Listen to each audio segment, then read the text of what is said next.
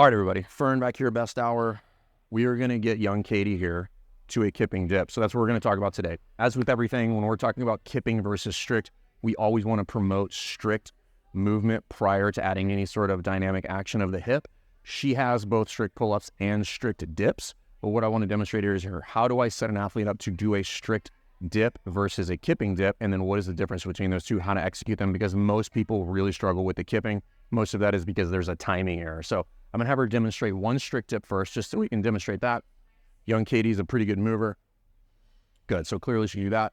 Shoulder below the elbow, locked out. Now go ahead and try a kipping version of this.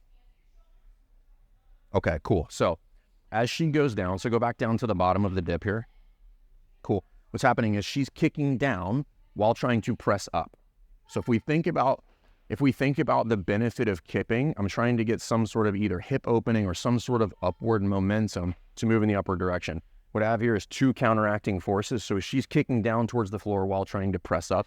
Most of the time, whether it's in rings or whether it's in these matador straight dips, it's because the setup is incorrect. So if you just go down to the bottom of the dip. Cool. Yep. So go even lower. Good. So right now she has to be in a tucked knee position. Come on down. So she's already in the wrong position at the bottom of that. So if I'm going to kip, if you're at the bottom of a muscle up, so you catch the muscle up, you're in an extended position, because at that point now I can kick my knees up and then press. So when we're talking about the action, hop out real quick. So if we're talking about the action of a dip, let's just say I was freely suspended here. What's going to get me moving in the upward direction is going to be up, right? So I'm going to pull my knees up. That's going to create the upward momentum for me to push up from there. So what I need to do is I need to set my athlete up so that at the bottom of the dip, they can be in something that would resemble extension. If I'm too low, I'm forced to be in a flexed hip position, which therefore I can't actually kip correctly. So let's try this real quick. Now, a lot of people would think this is too high, but I'm not worried about the top position. The only thing you need to check here is to make sure that she wasn't close enough where she was going to hit her head on the top of the pull-up bar. That's not going to be an issue here. What I'm worried about is what does she look like at the bottom of the dip? So we're just going to check that real quick. Go to the bottom of the dip. Good. Extend your legs. This is exactly what I want to see. So come on down.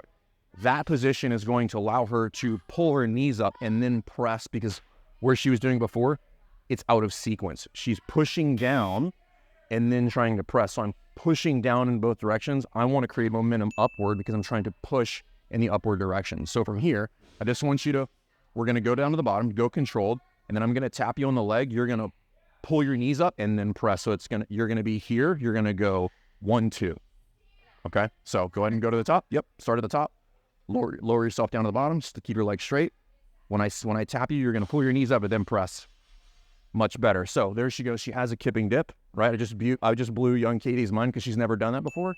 And I didn't teach that to her beforehand because I wanted that to happen real time. And again, this is all about understanding the mechanics of movement and understanding like where the kip has value. If they're set up incorrectly, at no point do they have the opportunity to use the hip to get to extension to create upward momentum. So just to make sure that wasn't a fluke, go ahead and Katie, just remember at the bottom, we want to be in extension.